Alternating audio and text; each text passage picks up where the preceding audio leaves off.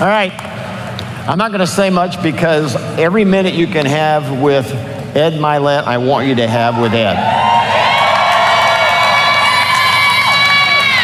Okay, well, that's it then. So I'm serious. So Ed's coming out. By the way, if you've never heard Ed before, you're in for a treat. He's an amazing, amazing human being. He has a wonderful podcast. He has a new book called One More, by the way. I accused him of one-upping Jay and I. Yeah, there you go. Wake up, wake up, wake up. All right, so they're gonna roll a film and Ed's coming out. Thanks, guys.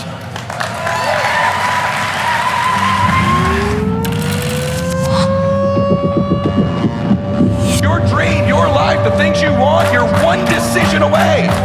One relationship, one meeting. 2, 3, now we're playing with the big boys. One event like this, one thought, one emotion, from completely changing your life. You're much closer to your dreams and your visions than you think you are. 10, 9, ignition sequence start. Are you ready for this?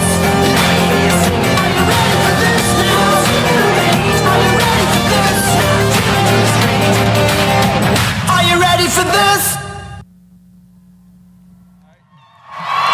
I can't hear you. All right, that's better.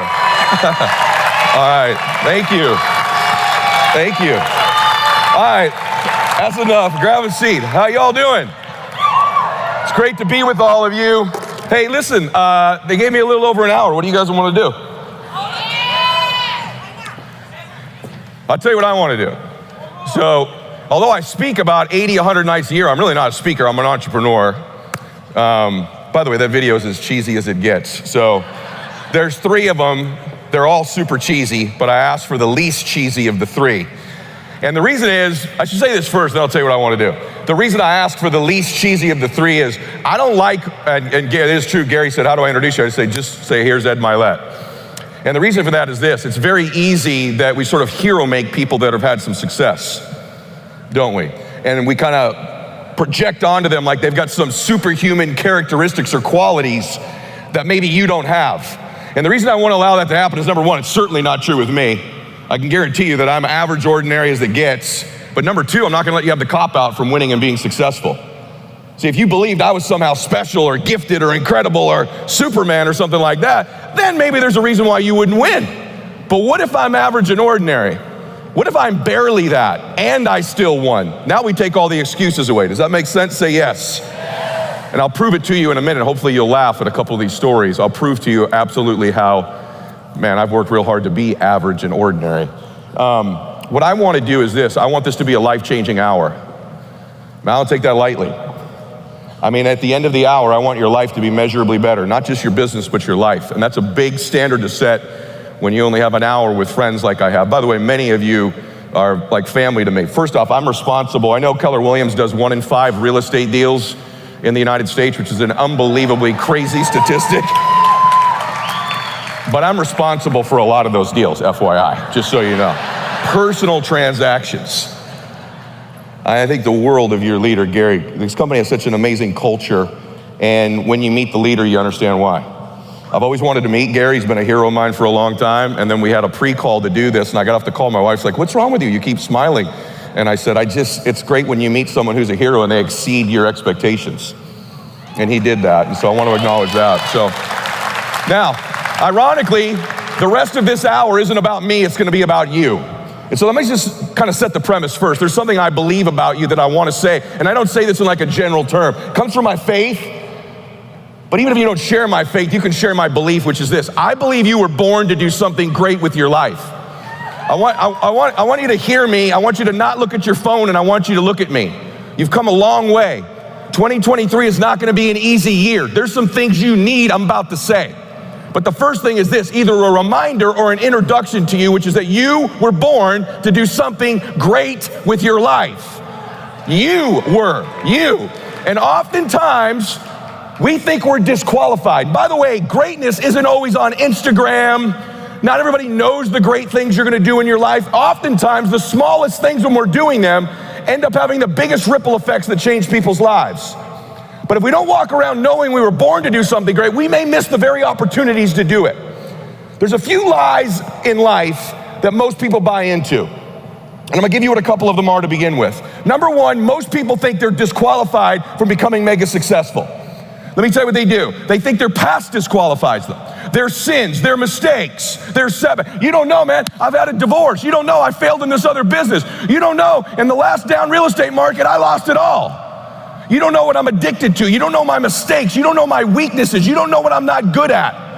You don't know, I've always been average and ordinary. I've always been invisible, and so that disqualifies me from being successful. Does any of that sound familiar? Say yes. So what you do regularly is you disqualify yourself. And what I'm saying to you, what if the truth was that your greatest mistakes are the very things that do qualify you to change people's lives? What if that's the case? See, in Think and Grow Rich, Napoleon Hill, which is the second best book ever written other than The Power of One More. I mean that. In the book, he says something really interesting that most people miss. He says, if you can survive temporary pain, on the other side of temporary pain, you will meet another version of you. If you can survive the temporary, on the other side of that pain, which, by the way, all pain is temporary. The only thing permanent is our soul. Even our bodies are temporary. So all pain, no matter what it is, if it's physical pain, the 2023 market, whatever it is temporary. And if you can survive it, on the other side of it, you will meet personality traits, emotions, thoughts, people, circumstances, versions of you that you didn't know existed before. Let me give you a perfect example. I'm not the guy up in that video. Let me tell you who I really am. Let's set the stage. I'm the son of an alcoholic and a drug addict. That's who I am. My dad was an alcoholic and a drug addict the first 15 years of my life. So I come from a dysfunctional family. Do any of you come from any dysfunction in your lives, yes or no? By the way, it's interesting. Dysfunction, by the way, can be alcohol, drugs, divorce, financial failure. Maybe there wasn't a lot of love in your house. Maybe here's a biggie. A good friend of mine called me when my book came out. It's the #1 nonfiction book in the world this year. She said, I'm so proud of you, Eddie, the way you grew up with all the dysfunction in your house and the neglect for what you've achieved. And we were in kindergarten. My wife and I met in kindergarten, and this friend of mine and I met in kindergarten. And I said, Jen, you know I love you. I shouldn't say her last name. And she's married to a guy from my high school class also. And I said, I think there's dysfunction in your home. I think you neglect your kids. She said, what? I don't drink, we don't use drugs, we've been married 25 years. I said, the most insidious form of child neglect in the world is a child being raised by a parent who's not in pursuit of their potential or their dreams. You're neglecting your children. Careful, you're neglecting your children. Because what you're saying is, sweetheart, you can be anything you want to be. Why aren't you, mama? Son, you can be happy and joyful and have an amazing life. But they know, don't they? They see you driving them to school every morning. They see the rear view. They know the joy or the lack thereof, the success, the lack thereof. See, your kids will always love you, but at one point, we all wake up and figure out who our parents are in the world, don't we? Yes or no? And we kind of hide from that ourselves. But you are neglecting your children when you're not in the pursuit of your greatness. See, here's an interesting thing about this disqualification thing. Yeah, my dad got sober. And about 6 months ago, my dad passed away. That's why I wrote The Power of One More. And when my dad got sober, I was very proud of him. And I'll never forget this. I was in bed about 6 months ago, my wife, and I woke up about 3 o'clock in the morning. I'd already written the book. My dad's already passed away. And I was crying. And I said, babe, she goes, what's wrong? What's going on? I said, babe, I'm 51 years old. I said, babe, someone helped daddy. She said, what? I said, someone helped daddy. She goes, someone helped my dad get sober. When my dad was gonna lose his family, maybe lose his life, I don't know who they are, because it's an anonymous program, but some dark alley or a bar or some hospital, I don't know, some precious human being stepped forward and said, I could help you. And that one human being, they don't know I'm my dad's son. They don't know that one little act of I can help you has changed millions of people's lives across the world. I'm Ed Mylett's son. They don't know that. They just saw a person in pain and they helped them. And in that moment, that was a small act of greatness that ended up reverberating into a massive act of greatness. Isn't that incredible? One human being changed my dad's life. The power of one more meeting, one more conversation, one more person who says, I'll help you. That's not the craziest part. The craziest part is what qualified that human being to help my dad? The thing they were the most ashamed of in their whole life. They at one time were a drug addict. They were a drunk. They were a liar. They lived in the shadows. They know exactly what it was like to be my dad. They were immensely qualified to help my father get sober. In fact, without that, they would have never been qualified to help him. God will use the things you think that disqualify you, if you see it correctly, to be the very thing that does qualify you. If all your life you've never made any money or never known anything about real estate, and you meet people that don't either, and you say, I used to be like you, but now I know, let me help you. If you used to be broke and you no longer are, you can help broke people. If you used to be broke in and you no longer are, you can help broken people. The very things that you think disqualify you from winning are the very things that do qualify you. Can I get an amen to that? Say yes. And the more you understand this, stop feeding yourself this shame or these negative thoughts, or you don't understand my situation. What I know is you were born to do something great. What I know is all those things are making you a better version of you if you can survive the temporary. I'm fired up today, by the way, like legit, right? Like I'm legit fired up. Because when difficult times come, this is when real leaders emerge. There are gonna be a lot of people you interact with that are scared, that are concerned, that are worried. And it's your ability to say, I know exactly what that's like. I can help you in every area of your life. And what I believe is there's this theory. I used to have this leader in my company, always wanted to win, always wanted to be somebody, always wanted to do something great for my life. I always wanted my family to be proud of me, just like you do. I was tired of being invisible. I was tired of being the son of an alcoholic and a little guy and a not very smart guy and a mess. I wanted to be somebody, and so do you, deep in your heart. And by the way, deep, deep, deep in your heart, you've always known you were supposed to be somebody. You've always known. Some of you have gotten really close. Some of you have really got something really going right now. And the shame would be that you think this is it, when there's more. All my life I want to be somebody. And I had this leader, he'd go, the difference between winning and losing, man. He'd go, it's so small. He'd put his fingers up like this. He'd go, the difference between happiness and not so happy, winning and losing, it's so small, it's too scary to talk about. And then he'd hold his fingers up like this, and I'm like, dude, what is this? Tell me this and I'll do it. Don't just tell me it's scary. What the hell is the thing? You ever feel that way? Like, if you tell me, I'll do it. And here I am, 51 years old, hundreds of millions of dollars later. Millions of lives changed. I know what it is. I freaking know what it is. It's one more. The separator is one more. Here's the lie. You have a vision. The Bible says where there's no vision, the people will perish. Nobody in here is perishing today. Here's the deal. You have vision. You have vision. If I said, you want to be happy or sad, which would you say? Right. Rich or poor? You want to have a life of like contribution and memories, or like none of that? You know, you got a vision. Here's your issue. It's not a lack of vision. It's a depth perception issue. It's depth perception. You think it's further away than it is. And because you think it's so far away, you've created patterns, belief systems, and thoughts in your life that perpetually keep it there. Yep. Some of you, it's happiness that you think is really far away. And you're like, no, once I'm making millions, then I'll be happy. Or what? It takes 20 years to make $1 million a year. Because you believe that, find me in 20 years, it'll still be 20 years away. But what if the truth is that changing your life is one away? One decision, one meeting, one conversation, one extra phone call, one extra rep in the gym, one more time a day you tell your daughter you love her. You start stacking up those one mores. That's the separator. In life, we don't get our goals. Hey, just FYI, we get our standards.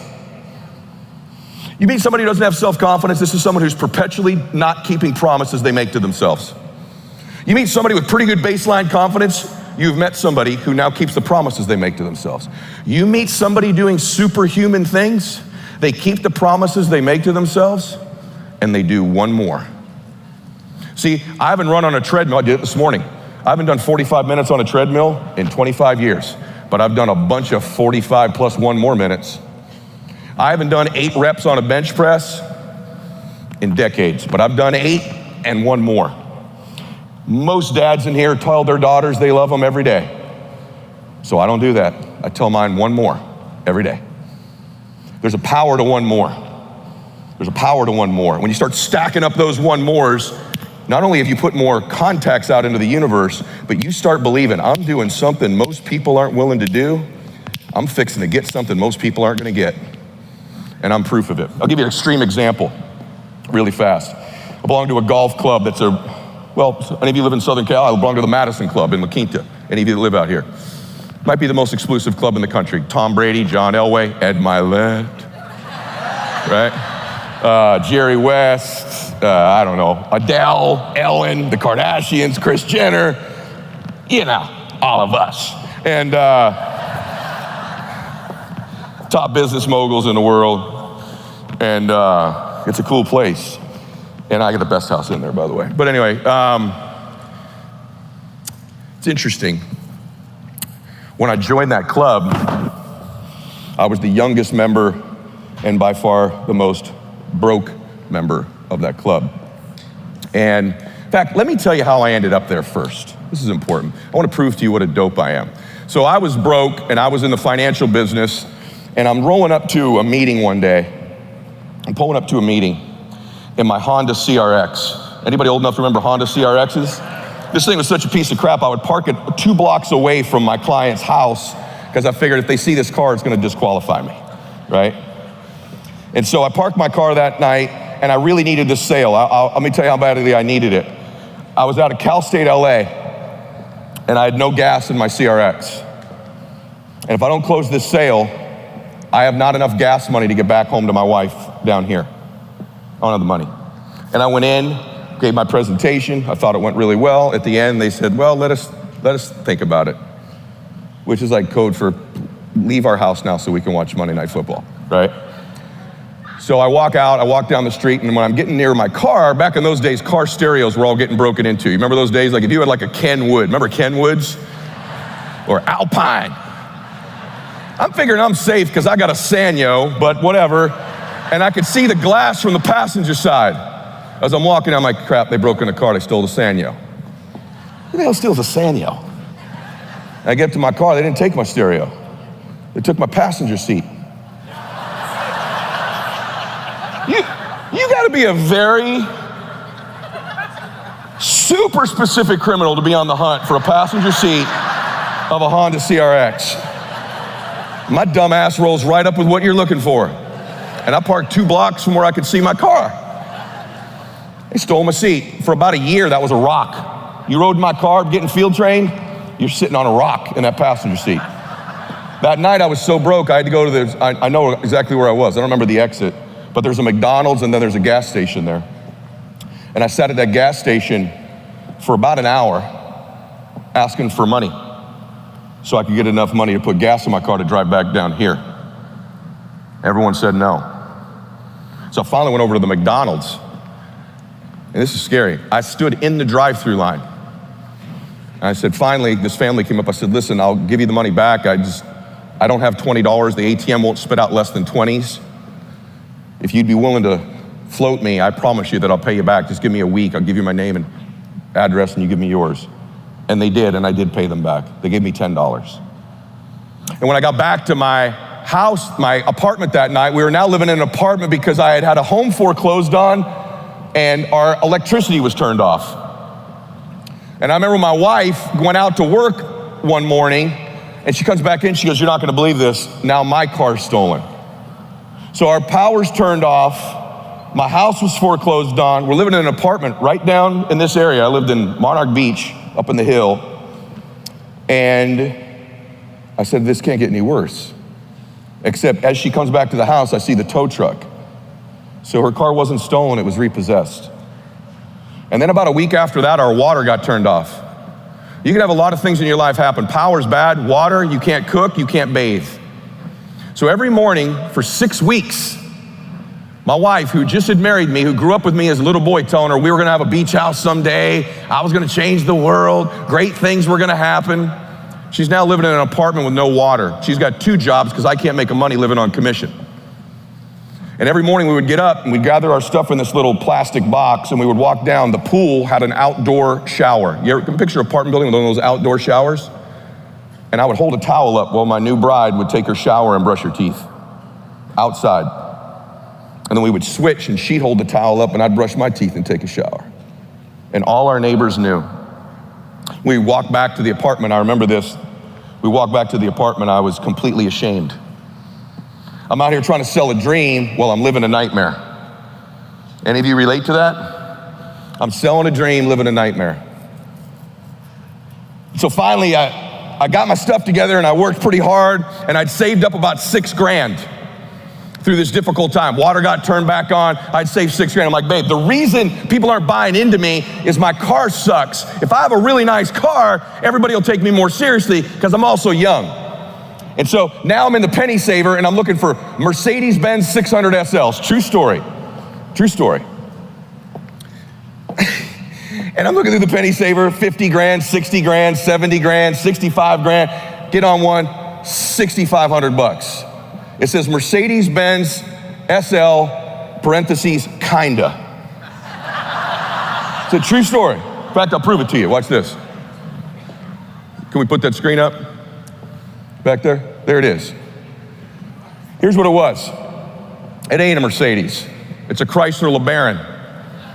It's a kit car. Most of you don't know what a kit car is because you're not stupid like me. A kit car is not a real car. It's a piece of crap car that welded onto it is a really nice car's body. So what this one was a Chrysler LeBaron with a Mercedes-Benz body on it. A couple problems with that. Number one, the LeBaron's 2 feet longer and has a back seat, and the real one doesn't, but I can overlook that. And so I called this lady, she lives in Dana Point. I said, hey, listen, I'm interested in your kind of Mercedes, not sure what a kit car is. Can I come check it out? I've got some money in my pocket, burning a hole, need me a Benz. This is me. So when you look at this video with the jets, you can get some perspective now. I've had 6 jets, by the way. I drive down there and I get to the car and it's a hoopty. She's like, look, first things first. She's like, the heater runs full time. I know it's Southern California, that's probably a problem for you. It rattles like crazy. And it's got a back seat. She goes, I'll just be honest with you, you fool about half the people. The other half of the people are laughing so hard at you, it's ridiculous. She goes, but you seem like a really good salesman. You could probably sell people that it was real. I'm looking at it, I'm like, yeah, it works out for me. I go, tell you what, I'll give you $5,000. She goes, I'll take 6. I go, deal.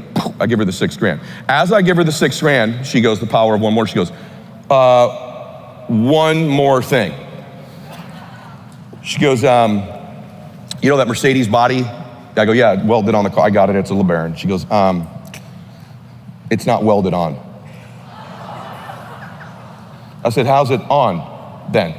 She goes, bro. I go, hand away from the grill, Miss Methamphetamine. Tell me exactly what is holding this car together. Velcro.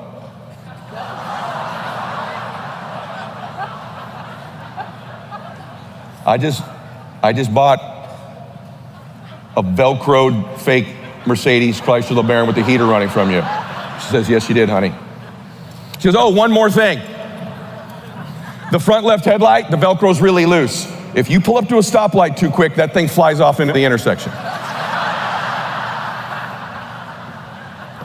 Now, Mr. Unbelievable, private jet, are you ready for this? Blah, blah, blah. More than 100 times in this man's life right here, I have actually done exactly that and pulled up to the intersection a little too abruptly. Hit the brake, whoop! My own headlight flies off into the intersection. Hey, Forbes magazine named me the fastest growing businessman in the history of social media. And I'm telling you, if there was social media back in the late 90s, I'd have been the most viral dude in history. You imagine you're at a stoplight, some dude pulls up, whoop, his light flies off into the intersection. The next thing you see is some dude in a Men's Warehouse suit shut the door and run into the intersection and stop four-way traffic, pick up his headlight, run. Now you're looking at the car going, that has a back seat. I then run to my own car and stick the Velcro on there. So now you know it's Velcroed together. And then I get back in the car. Can you imagine if there were cell phone videos back then? I'd be, by the way, I haven't told a story in a while. More than 30 of those 100, I shut the door too hard and it fell off. You think I'm playing with you? I drove that car for 6 years. The third year I made 750 grand in like 2000 nothing. The fifth year it got stolen. And the cop the cop comes back to my house. He goes, hey man, we found your car. It's 5 houses down. The dude figured out what it is. He left the keys in it for you. You imagine you're all excited. You're stealing a Mercedes. You get in this piece of shit. Heaters blowing, rattling, headlight flies off. He's like, shit, just leaves the keys and leaves my car down the street. True story. I'll prove it to you. By the way, there's the ad. Full body kit, Chrysler LeBaron. By the way, I'm such a liar. I had a sales team back then, and that was the year, I'm not kidding you, that Chrysler and Mercedes had actually merged. True story. And I'm telling my team, this is the first ever hybrid vehicle. Because everything's framing. And then, hey, by the way, just for fun, which one do you think is my car? Which one's the real car? So if you think my car is the silver white one, say aye. And if you think the real one is the silver white one, say nay. So is the silver white one mine or is it the fake? Which one do you think it is? Okay, that one's my car. How do you know? Look at the left headlight, man. See the gap in the Velcro? See it right there. I'm not playing with you. I went from that to a Global Express jet. I went from that to owning my own island.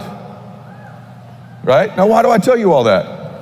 I tell you all that because if I can do this crap, you can do anything. You're in a better industry. You're with the best company. You got time on your side. The question then becomes, how do you make this change?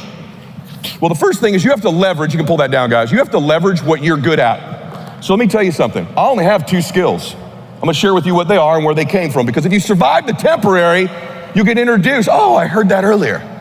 So I have 2 skills. I'll tell you what they are first, because I've been not falsely humble, I've been truthful with you. I drove that freaking car for 6 years. 6 years. Let me tell you what my skills are. I got 2. I love people, and I'm present with people.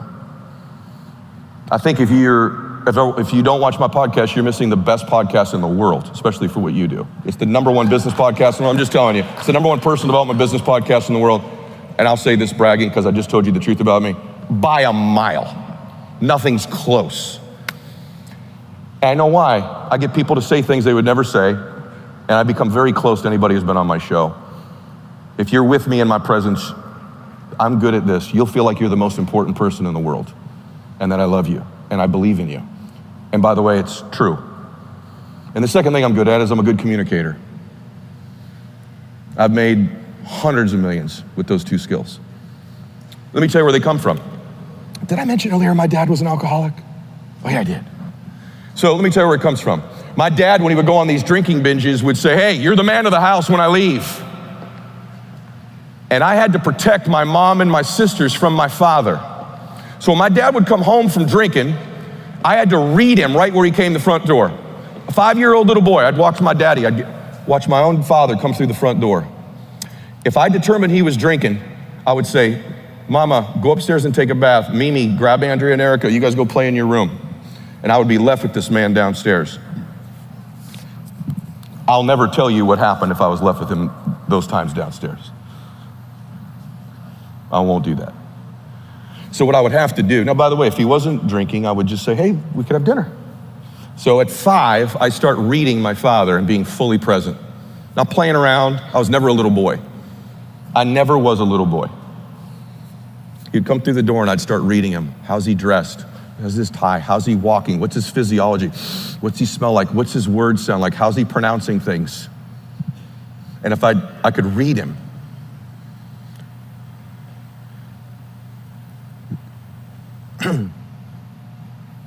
And if he was drinking, I would tell my mom, my sisters go upstairs, and I would then grab my dad's hand and start to talk. I say, I had to get him away from the liquor cabinet. The liquor cabinet, if my dad was already drunk and he got over there, let me tell you what my dad would do. He'd get in there, and if he got to the liquor cabinet, my dad's drink was Beefeater's gin. My dad would have got a glass there ready to go. He'd pour that full glass, drink 8. 8. I know it was 8 because I counted them every time because I was fully present. And people always ask me, when you played baseball, what was your number? I wore 8.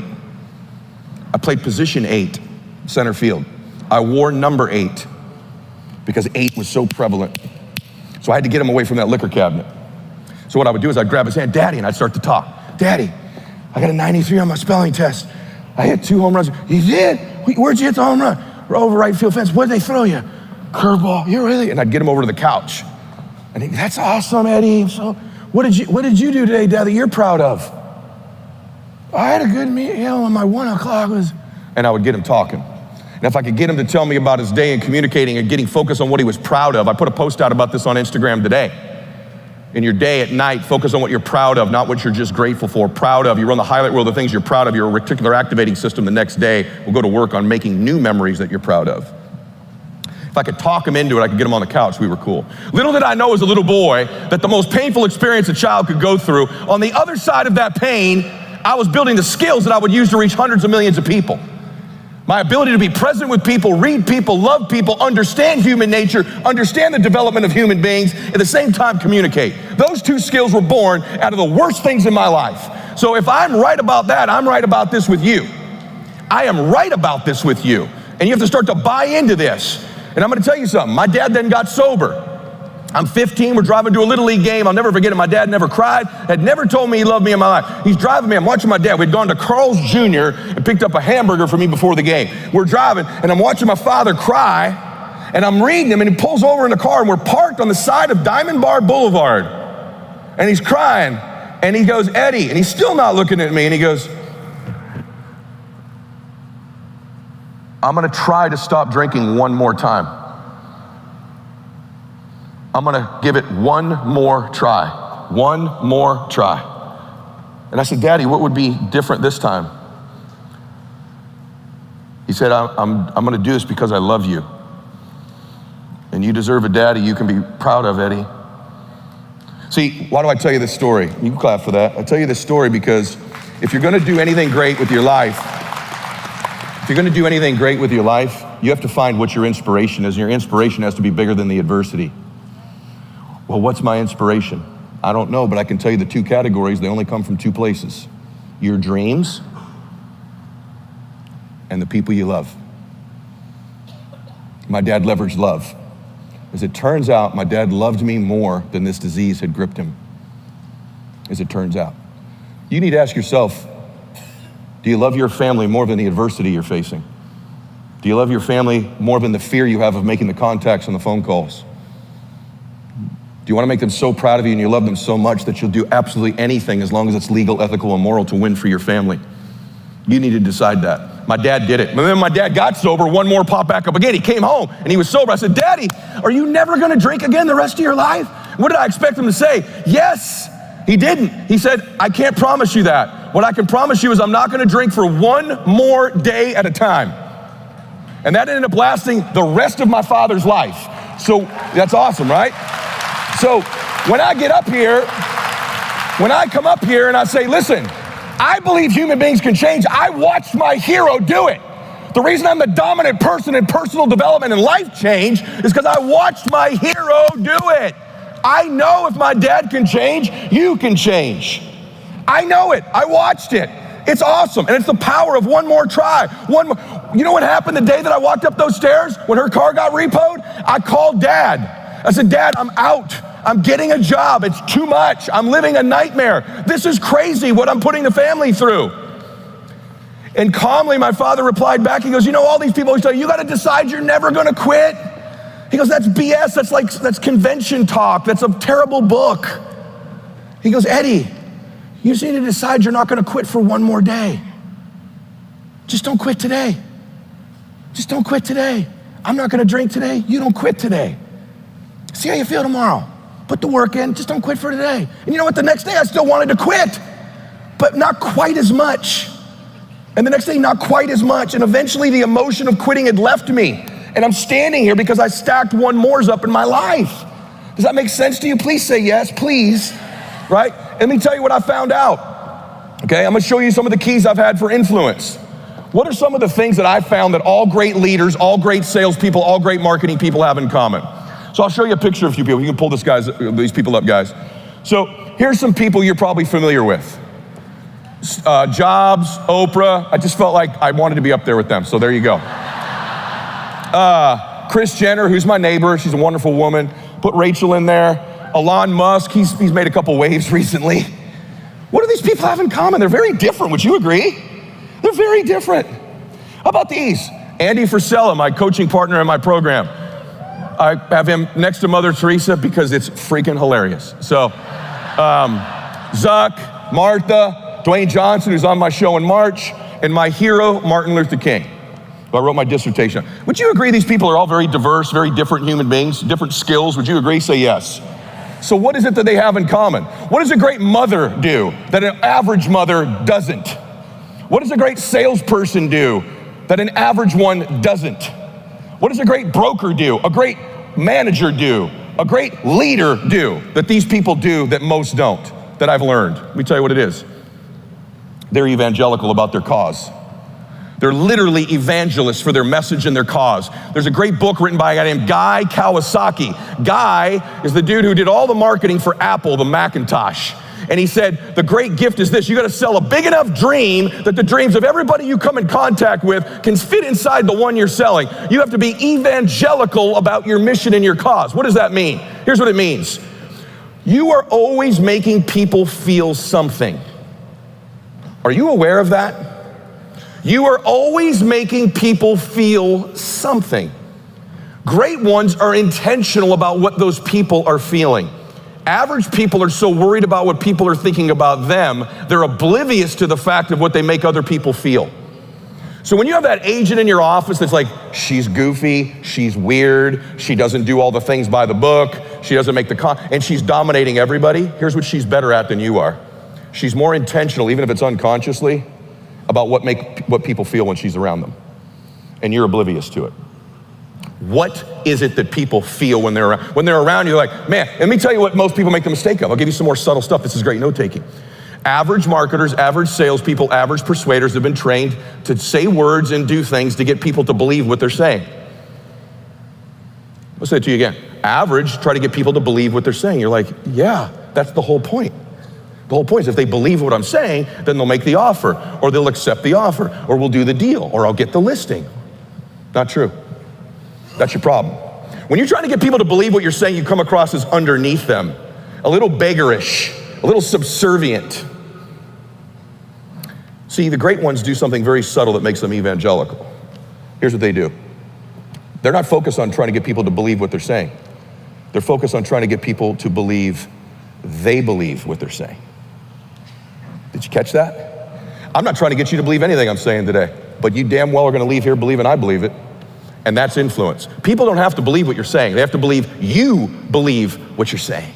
And when you do that, now you're making people feel the thing that causes them to react. This is just a thought, it's just a subtlety, but if you meditate on it, you ponder, you go, yeah, I do, I am, yeah, I need to take this position, this frame of, I believe this. That's all the level of influence that needs to be met. That's the standard. I'll prove it to you. What is it that they need to feel? What do all the great marketers sell? What's the thing they sell? Is it the square footage? Is it the quality of their food? Is it the pricing? Is it their level of service?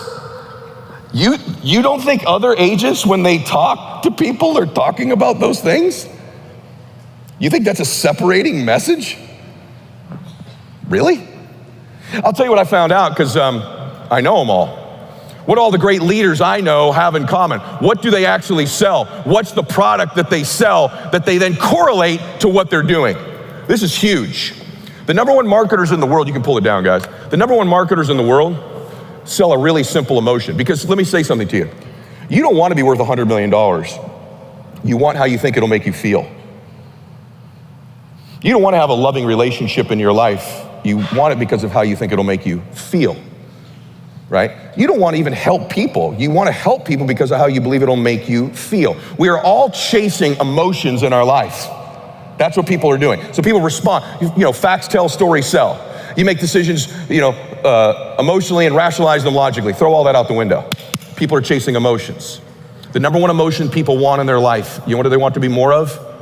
happier. Happier.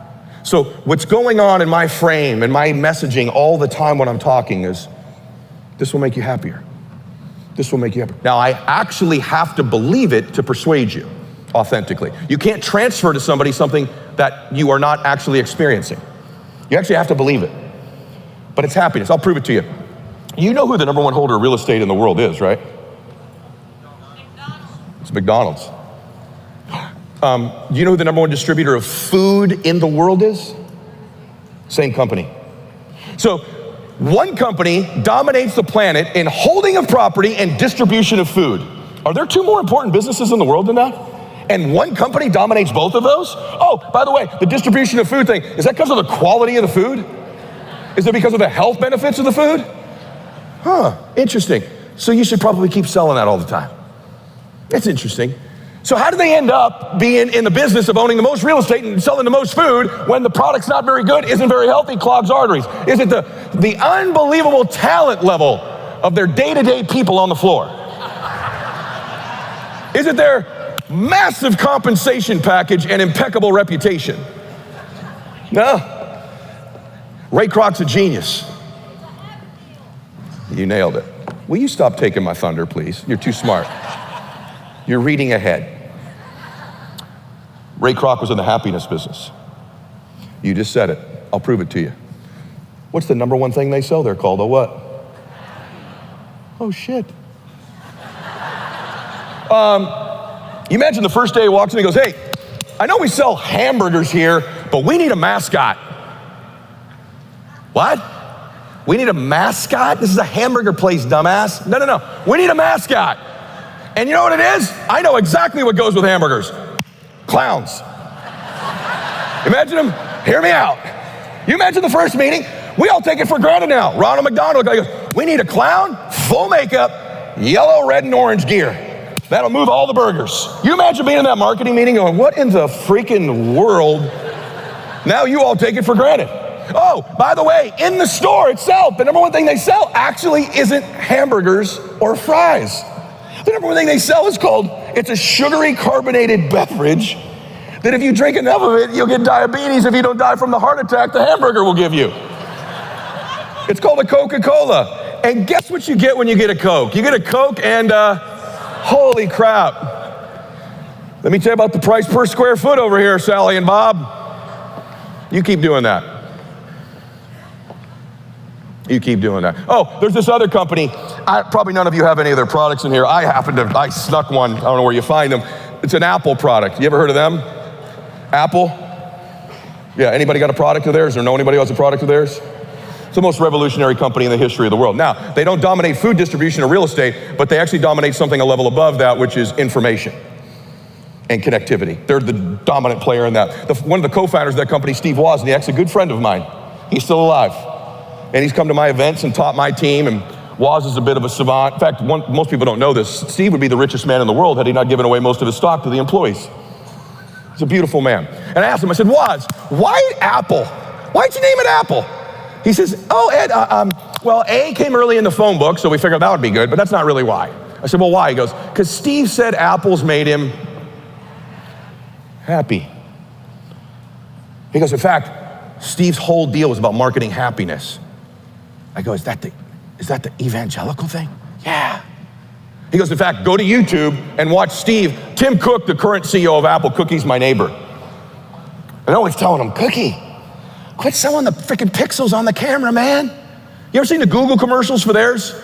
I'm like, Cookie, 3 people own their phone in the world because they keep selling pixels. Your company should be selling happiness still. Go to YouTube and watch Steve Jobs roll out a Mac. Go do it tonight. He'd go, hey, this is a Mac with gigs and megs and whatever. And he goes, hey, how happy would you be if this beauty was sitting on your lap? Look at her curves. Look at the sounds. You hear the sounds?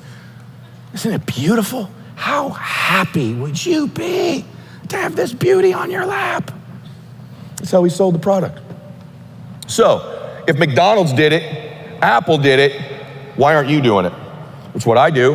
Ultimately, my message today was that I want you to believe you can be happier. Actually, I don't care. I want you to believe I believe you can be happier. You can make your own conclusion. So how do we do that? How do we get going in our life? How do we move things forward? How do we begin to how do we shift our life? I'm giving you a suggestion. I think you need to start to compete a little bit. I think you got an issue. Let me tell you what I think one of your issues is. Well, I'll explain it to you in a story of a friend. Better put, I'm a big stand-up comedian fan because I think they're the best speakers in the world. I just got picked the #1 speaker in the world. Another thing had me #5. I've sent in a few emails about that. But anyway, I got to tell you something. The best speakers in the world are stand-up comedians. And so I watch them all the time. I've had a lot of them on my show. I've had Sebastian Maniscalco, I've had Dane Cook, I've had Nikki Glaser, Whitney Cummings, Frank Caliendo, others. I just think they're incredible.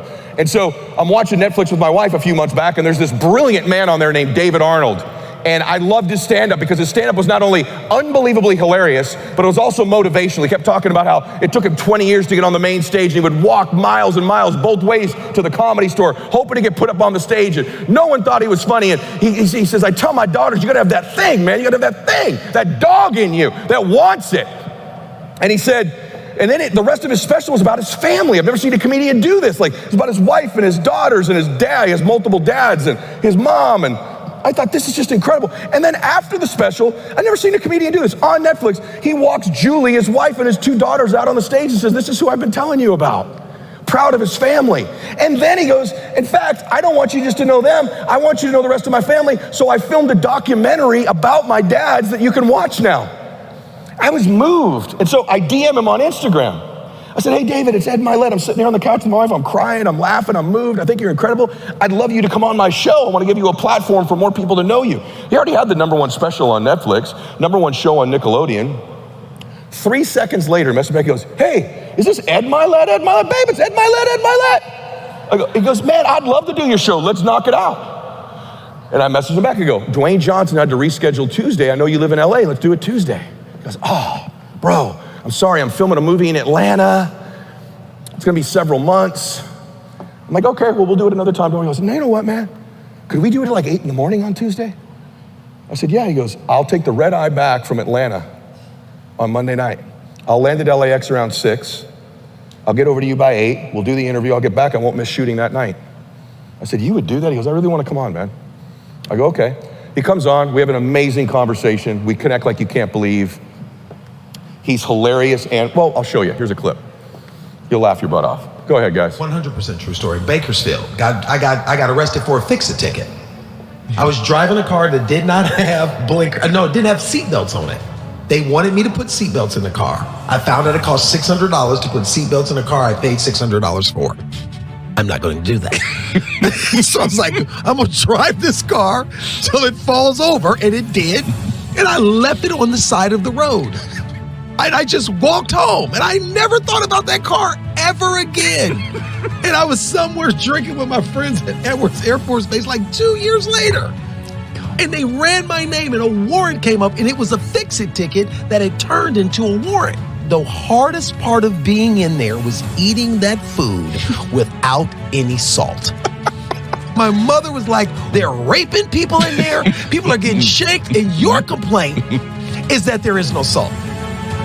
This is awesome. So when you're around David, you can put that picture up of us guys. When you're around David, man, you laugh and you just feel connected. And we had this amazing connection. Can you show that picture of us? Go back and show that one picture of David and I. That's us right after the show. And we just got really close. In fact, on the show, he says to me, I'm gonna know you the rest of my life, man. I said, brothers for life, no question about it. And again, I wanna really encourage you to listen to my podcast. It's called The Ed Mylett Show, it's free. And so the show comes out the next week and it blows up. And he's in his kitchen on Tuesday going, brother, I got 6,000 messages. I said, bro, you're gonna be filling up those arenas we talked about. He's like, bro, I can't thank you enough. I go, it's not me, dude. I just sat there. It's all you. You're absolutely incredible. So glad this is happening.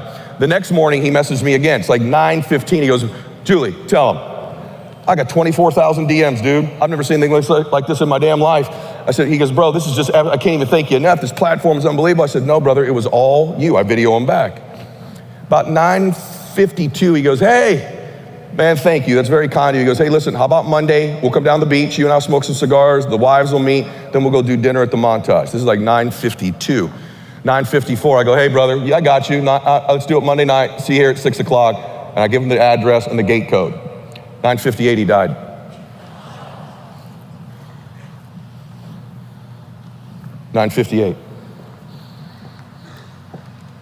You ever be texting with someone you can see the ... coming, that they're about to reply? I saw the ... and no reply came in. He's gone. Like that. A week later, I was asked to speak at the celebration of his life. Like that. See, here's your deal, brother, sister. I just say this to you as a friend. You think everybody else is gonna die, not you. You kind of consciously know it, but you live like you got time. I'll get around to being happy. I'll get around to making it happen. I'll get around. Once things are in place, then I'm really gonna dial it in. Once this stuff gets good with my kids, then I'm going forward in business. Once the market turns, then I'll go. Once I get a bunch of money, then I'll work on myself. Then I'll deal with this thing that's bothering me. Then I'll go do this. Then I'll do that. You don't think you're gonna die. And I don't know when last week I was with my friend Dave Hollis, 47 years old, Rachel's ex-husband. We both had a blood pressure situation happen. I hugged him. I said, hey, Dave. I have the message right there. I said, you need to see my doctor. He goes, okay, brother. He messaged me back. He says, I got a meeting on the books with your doc. Things are good to go. 47 years old. I hit him back. I said, awesome, dude. Handle this stuff. She's the best in the world. We got the next 50 years to travel the world together and change lives. He hits me back. Let's go. Sunday, he died. His service is this Friday, right down the street.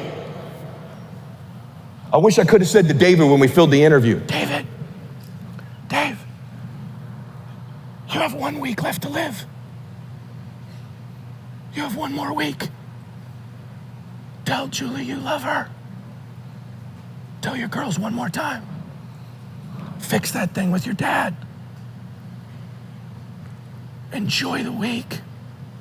Enjoy the people you love. Say the things you want to say. I wish I could have told him when he sent me that video on Tuesday, David, I love you too, brother. You have one more day. You have one more day. When he sent me that video that morning, bro, you have one more hour. See, I can't whisper to you one more day, but I know this. There's an amount of hours, there's an amount of days. When my dad was dying of cancer, my friend Jesse Itzer said, how many times a year you see your dad? I said 6, maybe 7. He goes, how old's your dad? I said 72. He goes, Ed, if he lives 3 more years, you're gonna see your dad 18 more times. You know, when I get up here to speak, I think, I wonder how many more speeches I get. How many more Februaries do I get? How many more Mondays do I get? I don't know, but how many more summers do I get? How many more winters do I get? How many more do you get? And the more you begin to contemplate, Napoleon says, begin with the end in mind. That's true in life. Who do you want to be in the end? What do you want to see? Where do you want to go? What do you want to felt? Who do you want to help? What do you want to achieve? What legacy do you want to live, if any? How about your faith, your money? And you're going to worry about what people think? You're going to worry about the things you're scared of? You think David's scared of anything right now? You think my dad's scared of anything right now? You think Dave Hollis is worried about some hater online or some call he's got to make? Man, this is your life. This is your life. You got to start to get after it. Listen to me. You meet a family. Man, you got to get this. You meet a family that is wealthy, a wealthy family, or even let's just say a happy family. Somewhere back in their lineage generationally, they weren't rich or they weren't happy. And then something happens. The one shows up. In every family, there's the one. There's the one. And that one changes that family forever. In my family, I'm the one. The world doesn't have their thumbs on the Myletts anymore. We don't think like we used to think. My nieces and nephews are positive, forward-thinking, caring, good people with dreams. I wasn't raised like that. We're kind. And the world will never tell the Myletts where to go, what to do, or what to think again. I'm the one, right? And listen to me. Hey, you're the one. Maybe your family had money, but it didn't have joy. Maybe it had joy, but it didn't have influence or money. Maybe it had those, but it didn't have impact. You're the one. And by the way, it's always the person who doesn't think it's them. You think when my dad was coming through that front door, I thought I was the one? And I'm not being funny. You think when I'm paying that girl for that Mercedes that I'm thinking I'm the one? You think at any point in my damn life I've thought I was the one? I know how insecure I am. I know my sins. I know my mistakes. I know my limited intellect. I know my limited motivation. But I'm the one who made the calls late at night. I'm the one who drove hours and hours for people to say no. I'm the one who dealt with the heat. I'm the one who typed all the emails. I'm the one who returned all the messages.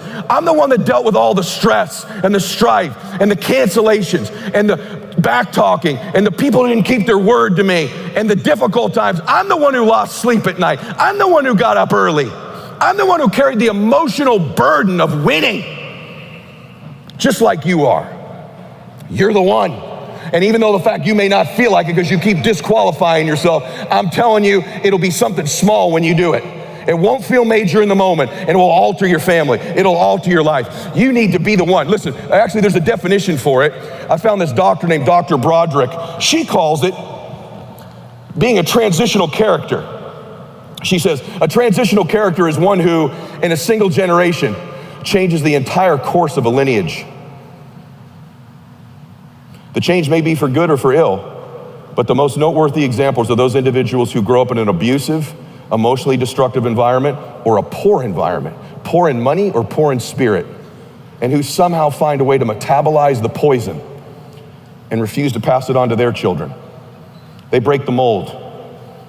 They refute the observation that abused children become abusive parents, that children of alcoholics become alcoholic adults, that poor children become poor adults. Their contribution to humanity is to filter the destructiveness out of their own lineage so that the generations downstream will have a supportive foundation upon which to build productive lives. That's you. And you're right where you need to be. You're right in the moment. And if in any way you feel something when I'm speaking, it means you're the one. If you feel anxious, you feel nervous, you feel emotional, you're the one. You're the one. I came here to remind you. By the way, it's by no mistake that women are beginning to dominate the real estate business in ways even that they never had before. And let me tell you why. Because more likely than not, in a family, the person who gives life is the one who changes life. And by the way, some of you may not be mothers, you may be sisters or daughters. Please make your family proud of you. Please make you proud of you. Time is running out on you. Time is running out on you. Now, how do I do this, Ed? I got the happiness thing. I got the influence thing. I believe I'm the one. I get all that. I get that you did. I get it. I think you have to compete. I think you're going to have a competitive nature to you. I think there's got to be a party that goes, no, I want to be measured. I want to walk across the stage. I want to get recognized. I want to be accountable for what I'm doing. The great people I know in my life are Adele's one of my neighbors, and like, she's a singer. She wants to be the greatest. She wants to be the greatest. Ellen DeGeneres wants to be the greatest. You got to want to compete. You got to want it. And by the way, I'm not talking about loud or brash. It's just, I want to be the best me. I'm not competing against other human beings. I'm competing against me. Let me prove it to you. I'm gonna tell you about my son. Here's my son. That's me and Max. Got a golf course. Is that up there? Yeah. I love my son. He's my favorite. Now that my dad's gone, my favorite man in the world is my son. His name's Maximus. I named him after Gladiator. Every day of his life, by the way. He just did a podcast. I said, Maximus, you're a leader, you're a champion, you're a gladiator, you're the greatest of all time. I've told him that over and over and over again in his life. Bella Boo, my daughter, Bella, Daddy loves you. You're a superstar, you're hilarious, you're funny, you're brilliant, you're amazing. I tell her that, and I tell her that one more time. I told her that when I was cutting her cord. I told Max when I was cutting his cord, Maximus, you're a gladiator, you're a leader, you're a champion, you're the greatest of all time, buddy. And he believes that. Challenge is, God gave me the most uncoordinated child in the history of the world. I'm gonna be real with you. My boy is 21 years old last month. His mother and I have no idea whether he is left or right-handed today. Still haven't figured it out. I watched him strike out 50 times a year left-handed, 50 times. I've watched him eat a fly ball right in the face with a glove on the right hand. We're like, all right, we'll switch it up, Max. Bam, right in the grill again with the other hand. I watched him play an entire basketball season where he scored 2 points. Second to last game, he went up for a rebound. He thought the guy made the basket. So he turns to run down the court the other way. The rebound hits him in the grill and the top of the head, bounces into the basket. My kid is running down, crooked down, like he just did a 360 dunk. It's the only basket he's ever made in his life. In golf, he played lefty and righty. In fact, for years, he had, at the same time, in the same golf bag, some left-handed and some right-handed clubs. Now, by the way, I did not even know this was gonna happen, but this picture was put together. Will you please look at his feet in this picture? Who in the world, like, you ever say, hey, let's take a picture? Do you know anybody? Anybody? He goes, yeah, let's take it. Who does that with their feet? Look at him. So anyway, we ended up settling on golf. And we picked golf because I'm busy, and I knew he was gonna lose, he knew he was gonna lose, and so what it was though is it's 5 hours every weekend where I could be with my son. I'd caddy and he would play. And I could control the rejection, frankly, and what it meant. In baseball, he'd strike out and I'd always watch him walk back to the dugout, and teammates didn't want to talk to him. They'd always put him out in right field. I remember he would drop a fly. I remember some kids yelling at him, come on, Max. And I'm his dad, I played college baseball. And so we picked golf. And where we moved, brilliant me, to the desert in La Quinta, the tour we played on was mainly professional golfers and their sons. And then me, who's tattooed and was pretty jacked, I was on a little creatine back in the day, and dabbled in a little creatine there. And they would all come to the golf course like perfectly matched, dressed. Ricky Fowler orange, matching golf shoes, professional clubs. My kids rolling up, used golf clubs, some lefty, some righty. That was me dressed very well, but most days I was in a tank top and like Adidas pants. Many golf courses I went to, like, sir, you need to put a golf shirt on. I'm like, sure, what goes with Adidas sweatpants? I'm good with that. So we're playing in a tournament, and by the way, in your life, it only takes one moment to change your life. One day, one decision. Did I say that earlier? I think I did, yeah? I'll prove it to you. My son, when he would go to the golf course, he finished last in every tournament for 3 years.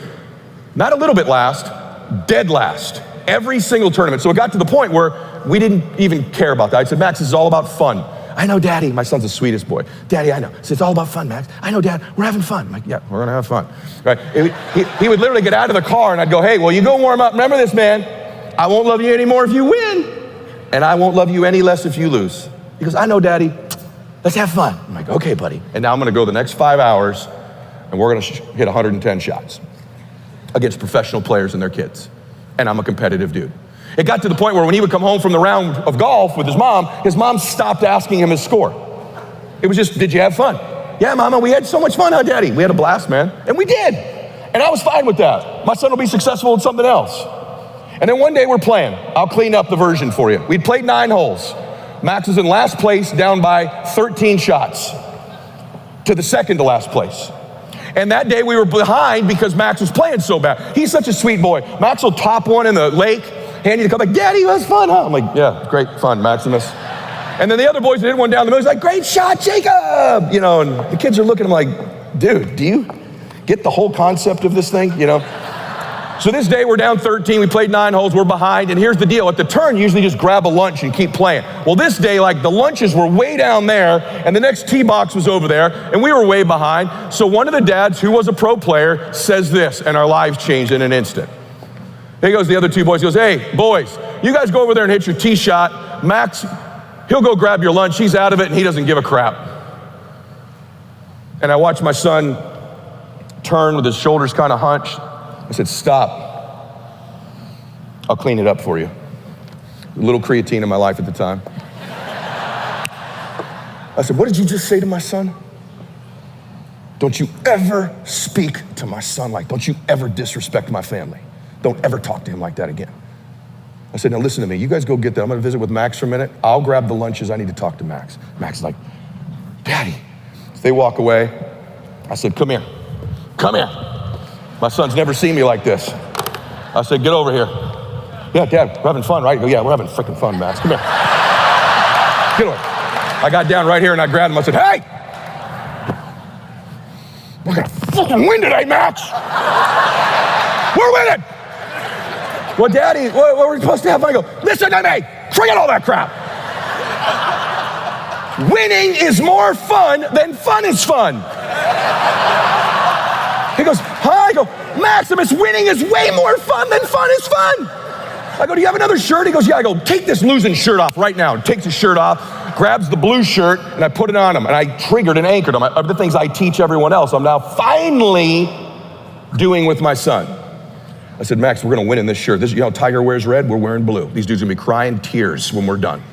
We're gonna win today, Max. I said, now listen to me. Everything changes right now. You don't take any practice swings. No more goofing around. And number two, I pick the club and I tell you where to hit it.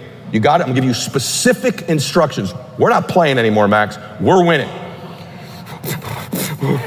Okay, Daddy. And take this driver, no practice swing, go smack it, I'll grab the damn lunches. And I watched my son, my only son. I love him more than life. If he killed somebody, I'd help him bury the body, right? And now I'm walking to get the lunches. I'm like, oh my God, we're gonna get killed, number one. Number two, I may have an assault charge. And third, my son's terrified. So I grab the lunches, and as I'm doing it, I'm watching him try to tee up. He's so uncoordinated, my God. Like, normally if you play golf a while, you just tee the ball up, right? Any of you that play golf. My kid is still at this stage where he's like trying to get on the, you know what I mean? Like, finally, gets up, doesn't take a practice swing, whoosh, and hits it down the middle. And I see it, and I'm walking like, thank you, Lord, right? And so this is actually, by the way, it's an interesting thing. This was my son warming up with the gray shirt on. If I can go there, guys, if you can click. We have that. He actually has a really good swing. Nothing wrong with his swing. It was always mental. It was always mindset, thanks to me. Let me tell you why. I felt like if we didn't try real hard, it wouldn't hurt when we lost. If we didn't care about winning so deeply, the pain of losing wouldn't be so bad, if I'm being honest. I was scared he wasn't good enough. Sound familiar? I was scared he just wasn't good enough. And so he hits it down the middle, and I walk up, I go, hey, how was that shot? He goes, it was good, and he hands me, and I'm grabbing his shoulder when we're walking down the fair. I'm like, we're gonna win today, Max. Okay, Dad. No, we're gonna win today, Max. We get up there, I go, hey, no, I've never done this before in our whole career. I go, hey, no practice swing. You got 110 yards, hit an 8-iron, 10 feet left of the hole. I've never given him specific outcomes. He gets up, no practice swing, hits it about 20 feet left of the hole. I go, good shot, Max. He goes, thanks, Dad. Hands me the club. I go, how'd that feel? He goes, it felt good. I go, let's go. We're walking up. We're gonna win. We're gonna win. We get to the green, and usually Max would walk up like putt, you know. I'm like, Max, do like the other guys. Line the putt up. Oh, okay, Dad. And he just kind of does this BS. We have no idea what we're looking at. Kind of look at the putt. Neither one of us have any idea. None whatsoever. Looks at the putt. He goes, hey, Dad, I think it's like 2 feet downhill, left to right. I go, that's exactly what I see, pal. Do it. No idea. Takes that little putter back. Bam, dunks it for a birdie. Yeah, baby. I go, hey, they bogeyed, man. We're only down 11. Let's go. He goes, all right, Dad. Walk up to the next tee box, go, hey, par 5. Let's do this thing, man. Par 5. Hit me a driver down the middle. Okay, no practice swing. Hits a good ball down the middle. Now all of a sudden, he kind of twirls the club back at me a little bit. Like, how'd that feel? He goes, felt good, Dad. And now he's not walking with me down the fairway, he's walking with the other boys. And they're talking golf. My son's there, hey guys, so like I'm playing TaylorMade, you like Callaway, like what kind of glove you guys wear? I'm looking at, I'm doing some video training right now. And no, that's not true at all. But now he's kind of in the move. You know what I mean? Kind of feels like he's part of it. Gets down there, it's a par 5. I say, hey, Max, we're hitting a 3. Dad, I go, hey, you listen to me. We're hitting a 3-wood, you got a lake in the front of the green, 220, you got to smoke this thing. My son's never hit a 3-wood 220 in his life. The other 2 boys lay up because it's a ridiculous shot to attempt, but we're down by 11 shots, we got to go for it. So my son takes the club back, and any good story, there's a little Jesus involved. So as Max is getting ready to hit the ball, I'm like, Lord, please, like, I will stop doing like 25% of all the bad things I do instantly if this thing will land on the green. I mean, like right now. And he takes the club back, and it's in the air, and I'm full back into like Catholic mode. Hail Mary, I'm doing sign of the cross. Our Father who art in heaven, hallowed be thy name. And the thing is flying to the green. There's a brick wall in front of the green, and it hits the wall. Hey, and shoots straight up in the air. And lands on the green. And rolls to about 2.5 inches from the hole. I go, yeah, Max. He goes, Dad. I go, how'd that feel? He goes, great. And he hands me the club. Like, now I'm watching him walk down the fairway. He's like, what's up? What's up? Like total swagger. Because by the way, the difference between people that win and lose is they get a little momentum. They get a little momentum. And they become superhuman. Momentum's a magnifier. We get up there, he taps in for an eagle. Hey, dude, we're down 9. We're down 9. We got 7 holes left. I'll fast forward you to the 18th hole. 18th hole. We're down 1. Numbnuts and his kid are in first. Let's do this. Let's do this. Max, smack this driver, baby, right down the middle. It's about 100 degrees out that day in the desert. My son does what I told him not to do. Takes a practice swing. By the way, my son covers this story on my podcast if you think there's even a slight exaggeration. My son takes the practice swing I told him not to take and throws his club in the lake. It slipped out of his hands. Helicopters into the middle of the lake. My uncoordinated ass son finally has a chance to win a golf tournament, and he, on the most important shot of his life, throws the club in the lake. True story. He goes, oh, Daddy, I'm so sorry. All right, buddy. Power of one more club. Hit the friggin' 3-way. There you go. And he hits it pretty well right down the middle. And we're walking up, and it's him and Jacob. And I hear Jacob, Numbnut's dad, go, hey, Jacob, there's a lake in front of the green. Don't hit it in the lake. Max, get your ass over here. Come here. Max. Jacob's going to hit it in the lake. You never tell someone what not to do, son. Sure enough, Jacob dunks it in the lake. I go, Max, well, let's go. Let's go, baby. All these years, last place. All these years. Hit this 8-iron. You got a $105. Hit an 8-iron, 10 feet left of the hole. And he does. Jacob's so good, he holes out from the other side of the lake. So here's the deal. Max has about 10 feet. If he makes it, we win. If he 2-putts, we go to a playoff with Numbnuts and his kid. If he 3-putts, we lose. And then he does his normal, now very good at the BS reading of the putt thing. Hey, Dad, I got this thing. And my stupid butt goes, Max, it's a little downhill. Don't hit it too far past the hole. My son, who's never even tried to win until that one moment, says, no, Daddy, I'm gonna make it, we're gonna win. I go, do it. Does his little BS read, and our life's about to change. Literally, in one moment, my son's life changed. Takes that putter back, my little precious boy, dunk, makes it. Woo! I'm carrying him around the green. We're celebrating like we won the damn Masters, man. They're looking at us like, by the way, I'll show you. Look at him with his blue shirt on afterwards. How happy is that face? Right? So hey, I'm carrying him around the green. Woo-hoo-hoo! How you like that, Numbnuts? There you go. That guy's actually won an actual professional tournament, and I'm acting like a fool on the La Quinta 12-year-old Open, right? But something happened. Something happened that day. By the way, how uncoordinated is my kid? Just look at the picture. You imagine LeBron with the NBA trophy or Jordan? Only my dude, man. Only my dude. Guess what happened? You want to know what happened? He won 23 tournaments in a row. Then he was player of the year. And then he lost, he finished like 3rd, and then he won 16 more. Same kid, same swing, different mindset. Now he's competing. Now it matters. See, the shift in your life needs to be, you need to compete. You need to take it seriously. It needs to matter. Where your family name is matters. You're representing your family, where you rank, what you're capable of. You doing something great. You being the one matters. Well, here he is. This is that day he shot 64. I'm on a lot of creatine in that one. I mean, like a lot. This is him signing his college golf scholarship, right? And so, how do you do that? How somebody go for years after years after years after years of losing and then total domination?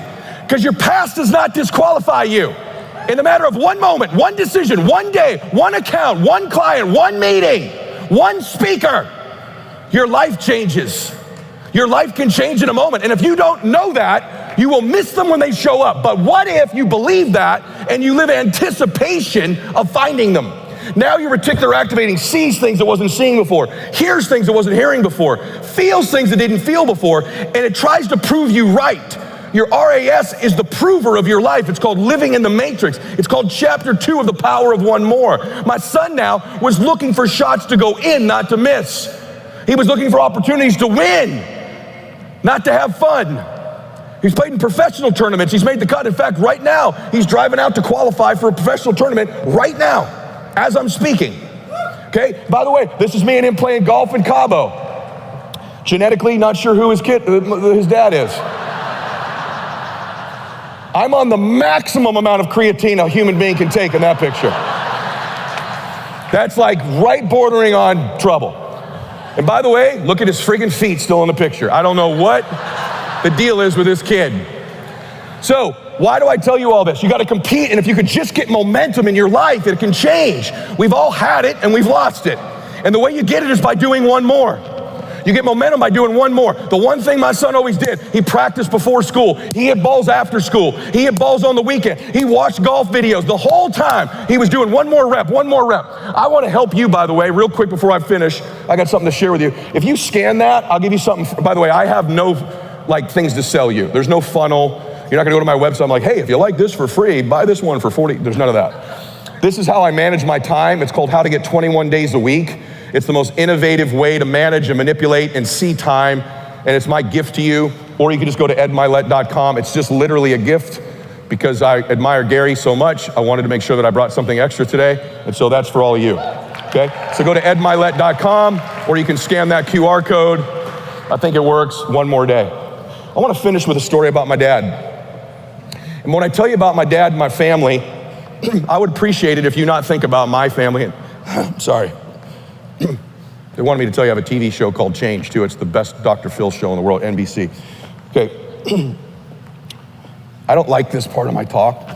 I gave it for a little while, and I don't like doing it. I'd like you to think about who you love, not who I loved. Think about who you love in your life. Mom, dad, a teacher, your children, your sister, your brother, who you love. So my dad is my favorite dude. This is my dad and I. My team has a funny sense of humor. That's a great picture of me. Thanks, guys. My assistant is my sister, Erica, and she thinks that's funny. So that's my dad and I. My dad was still drinking then. I loved him, and I admired him for changing. He was not a perfect man. I don't admire perfect people. I admire people who are imperfect and change. And he loved me enough, and my sisters and my mom enough, to fight to change. Do you love your family enough? I honestly believe the most successful people I've met that last the longest just love more. They leverage love. They leverage happiness. I mean it. I know them, almost all of them. I coach 20% of them. They just love more. And they connect that love to what they need to achieve and what they need to do, the difficult things in their life. Unsuccessful people separate the two. My favorite thing to do in the world, that's me and my dad at my sister's wedding. At one point, we were both pretty good looking dudes. I don't know what the hell happened. This is me and the three Ed Myletts. I'm Ed Mylett III. I'll only tell you this so you reflect on your own family and where I come from. First, take note of what my dad's wearing there. My dad's wearing his traditional golf shirt and glasses, white shirt. The man in the middle is my papa. That's Edward Michael Joseph Mylett I. That's who actually believed in me. My papa left school in the 4th grade, not an educated man. And the reason he had to leave school in the 4th grade is his dad, my great-grandfather, died when Papa was in the 4th grade. And he died in a gutter in South Boston in front of a bar, drunk and passed out. Passed out in the gutter and was flooded and drowned. So this, the one, comes from that. That's where I come from. So when I came out in the beginning, and don't take the video seriously, and I hope this changes your life, there was no false sense of humility there. I know who I am. I'm proud of what we've done in our lives based on where I come from and my limited talents. And if I can do that, you can do that. Papa was my hero. He only finished the 4th grade, but he did storm the beaches of Normandy on D-Day with his high school buddies, right? Pretty cool. And 1 week after this picture was taken, Papa died. It's the last picture I have with him. And I remember when he died, I was so sad, but also what happened, I remember thinking, oh my God, Dad's now the senior Ed Mylett, and I'm in Dad's seat. And then this day happened. My favorite thing to do in life is to golf with that man. Not because we could both play well, because we don't. But it was like caddying for my son. It was 5 hours with my literally best friend. Knew more about me than anybody in the world. And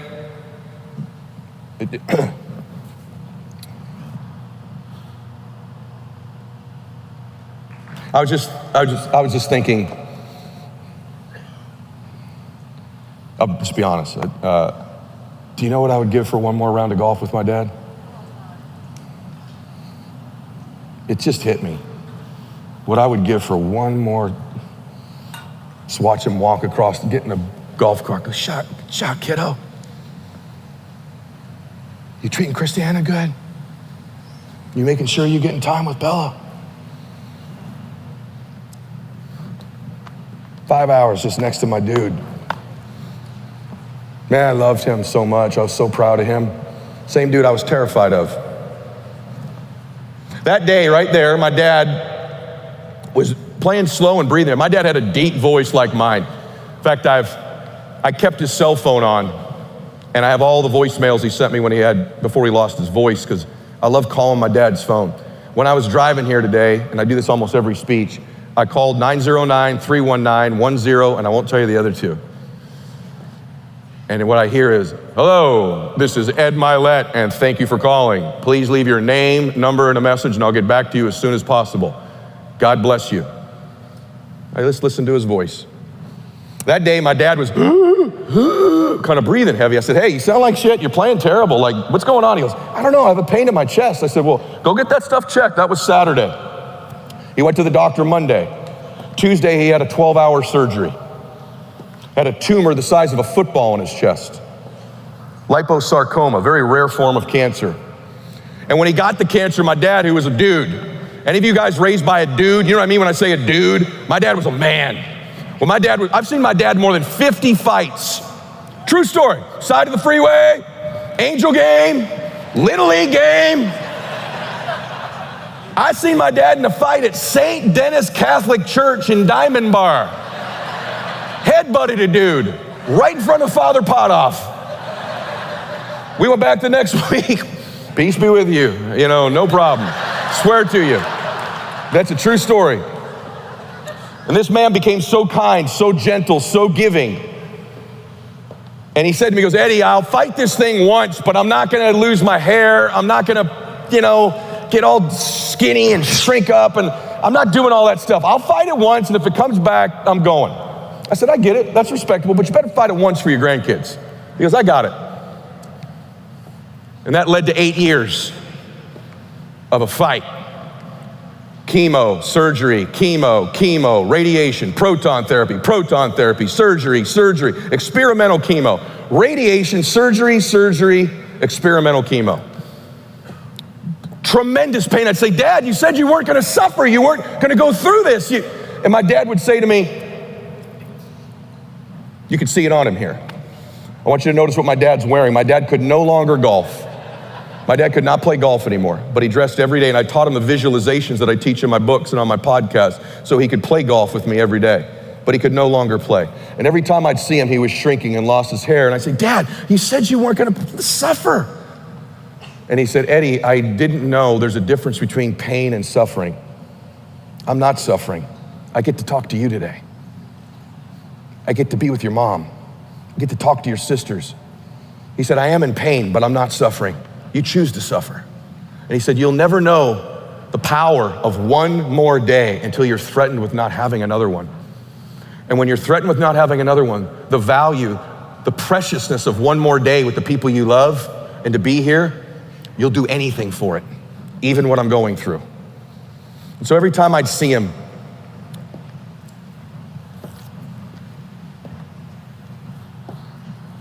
I could see it. I would just see it on him. So much pain and all the things he said he wouldn't do. And he would show up, he would never complain. He would never take anything for pain because it violated his sobriety. He always wore his golf outfit every day and he would play golf every day, even though he couldn't play anymore because it was his favorite thing to do with his son. This is my dad in the hospital during COVID. I want you to notice one thing first. Look what he's wearing. My dad was proud. He would get up every morning and he would shave and shower and put his golf outfit on and he would go through the visualizations I taught him and we'd play a golf course together in his mind every day. And I couldn't see him. And by then my dad was, sometimes he'd breathe 20 times a minute, sometimes 4, sometimes 60. And he'd talk like this. And I knew I was losing him, but the preciousness of life, everything's happening for us and not to us. All my own perspective about what mattered. And I coached the President of the United States at one time, a former one.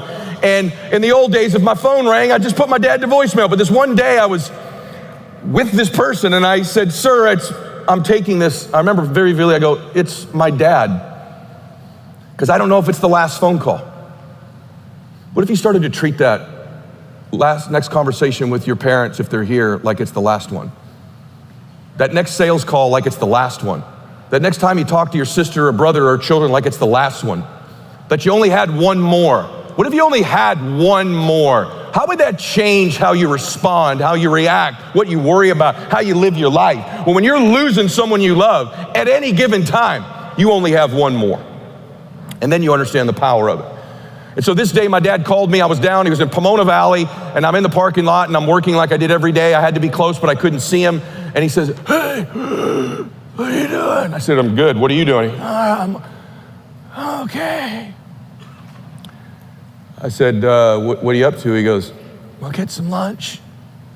Just play golf with you. I said, where did we play? He goes, Pebble Beach. I played awesome. I shot 67. I finally birdied freaking 18. Man, you played like shit. I said, get out of here. He goes, yeah. Okay, kiddo.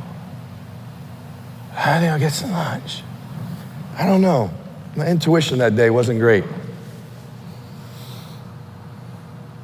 An hour later, he called me. Hey. So what are you doing? Yeah. I wasn't honest earlier. I go, what, you didn't play good? No. I'm not doing so good. Hey, Eddie, listen to me. I want to go home. What? Hey, I want to go home. My stomach just sank. I said, Dad, I'll get you another steroid shot. You're coming back again. Listen to me. I want to go home. I want to be with your mom. I want you and your sisters to come too. I said, Dad, I can't do that. Listen to me. And I'll never forget this in my entire life. He goes, I have one more day. What? I have one more day. I want to be with your mom and you in my home one more time. I said, Dad, I'll call your doctor. I'll see what he says. I called his doctor. If you ever want to know what life is, that's the moment. You start going, did I make him proud of me? Is he okay?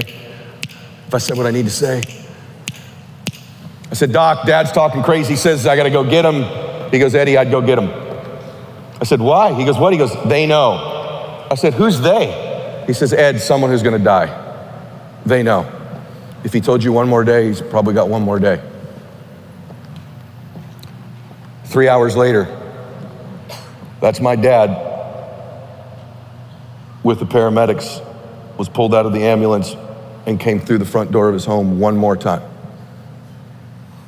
That woman right there is my mom. His wife of 50 years, high school sweethearts, watching her husband come home one more time. One more time. Someday, you're gonna come home one more time.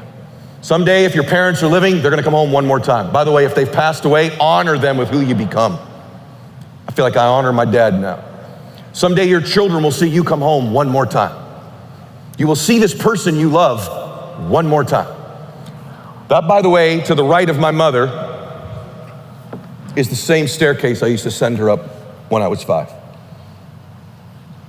I'm standing in the front door where I would look up at that man I was terrified of. I'm standing in the exact spot where I took that picture. I would go there as a 5-year-old, 6-year-old. By the time I was 7, I could tell by the sound his key made in the lock whether he was drinking. Same spot. My father came back through that door the last time a totally different man, a totally different human being, a totally different life, totally different emotions, helped thousands of other people get sober with the things he was the most ashamed of. He changed thousands of other people's lives in his program. I didn't know about it. You can come home a different person. You can come through that door a different person. It may take a while, but you could start right now. Right there to the left of that paramedic is my dad's liquor cabinet. And it's still liquor in there because my mom drank, but that's where I would keep him away from. This is my dad with one more hour. I'm holding his hand. He's still wearing his golf outfit. Actually I've never said this before, but I'm gonna share something with you. About 5 minutes after this picture, I actually got into the bed with my dad. Then I just held my dad like he did when I was a little boy. He was in such pain, he wouldn't take any morphine because it violated his sobriety. I just held him. And he looked up at me and he goes, hey, I'm so proud of you. In that moment, everything I've ever gone through for my family, all the arrows, all the letdowns, all the hurts, all the walking up the stairs in the shower in my car, all the people who hurt me, it was worth it. It's worth it. I'm so proud of you. I can't believe God gave you to me as my only son. He goes, I love you. And he goes, and he closed his eyes. And 20 minutes later, he took one more breath. And his temporary pain was over. He survived the temporary. On the other side of that, I believe my dad went to heaven. Because on the other side of temporary pain, if you survive it, you'll meet a version of yourself, an emotion, a place, a destination, an existence that you didn't know existed before you. Here's the question for you, man. Here's the question for you, sister. Who do you want to be in that moment? What emotions, what memories, what contribution? If your parents are still living, the people you love are still living, what do you want them to know about you in their final moments? Do they go in peace knowing you did it, you became it, you're happy, you're winning, you're flourishing? If they're gone, are you honoring them with your life? Are you working towards becoming the one? I don't speak for money. I speak for humans. I speak that there's one of you in here that goes, I'm going to be a little different. That thing he said in the beginning, my life is a little different right now. I can't possibly think and feel exactly like I did before he started because I am the one. I do want to be somebody. I do want to have a great life. I believe my dad's in heaven. I believe David Arnold's in heaven. And let me tell you my version of heaven. This is not a faith talk. I'll finish with this. I'm a Christian. So look, I believe heaven's that I want the Lord, all I need is the Lord to go, hey, well done, good and faithful servant. Get your sinning butt in here. That's all I want. But whatever your belief is, this is not a religious thing. I metaphorically do believe this.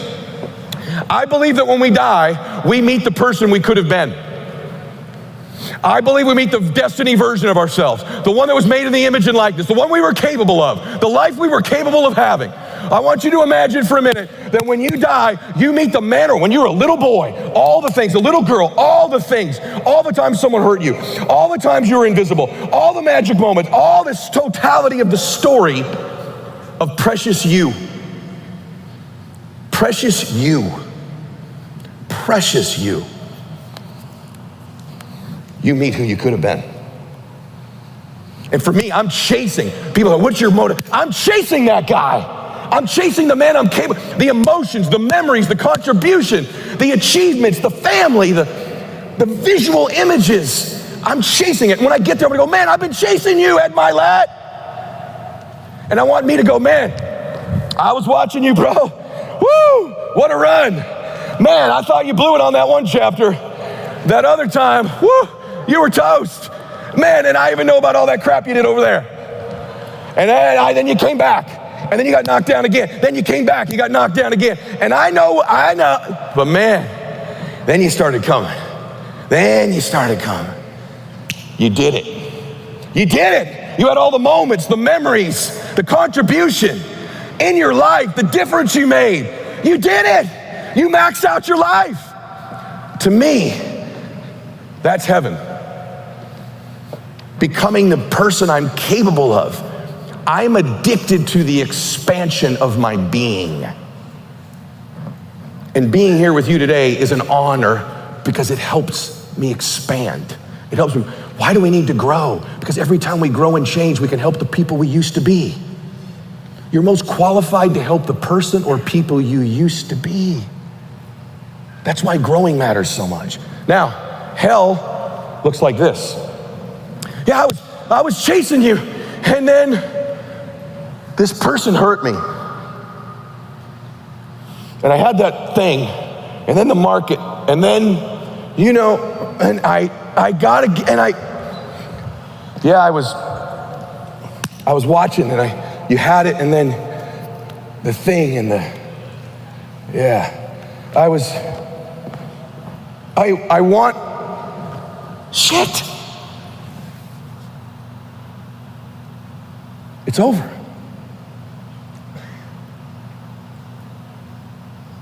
The truth is, I lived my life scared.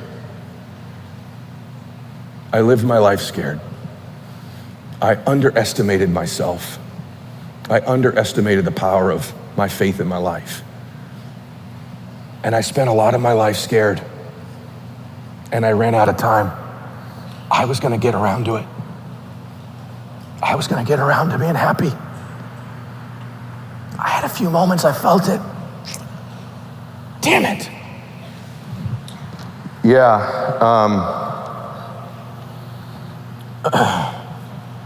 You don't get to do it again. That was the one run. You live with this forever. I'm really sorry I don't recognize you.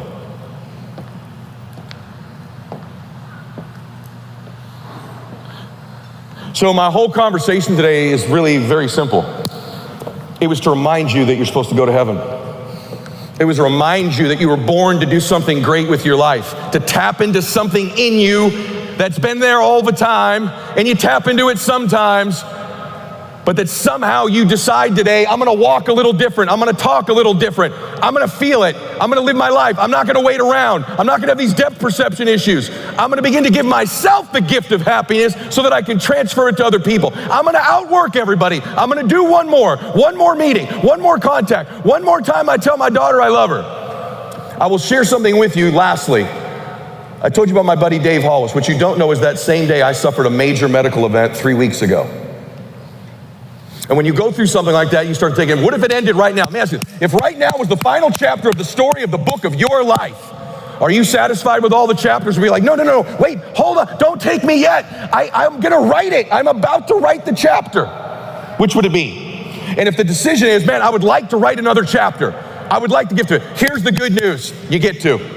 I don't know how long you get, but you get to. You get to write another chapter. And what I believe is that if you put your head down, if you get focused, if you focus on loving people, if you stop worrying about what everybody thinks, if you start pursuing that person you are capable of, if you start doing those things I talked about, if you start competing, if you start doing it out of love, if you start honoring your family or the people you care about, with the efforts you make every single day, you will find the emotion we're all looking for in our life, which has been there all the time. You don't have to chase it. You don't have to do anything to get it. You can feel loved. You can feel blessed. You can feel happiness. You can feel peace in the moment. And when you feel those things, getting all the external stuff you think you want will be that much easier to do. And I will see you in heaven someday. In the meantime, I'll see you on Instagram, and I will see you on my podcast. So thank you so much. God bless you. Max out your life. Thank you.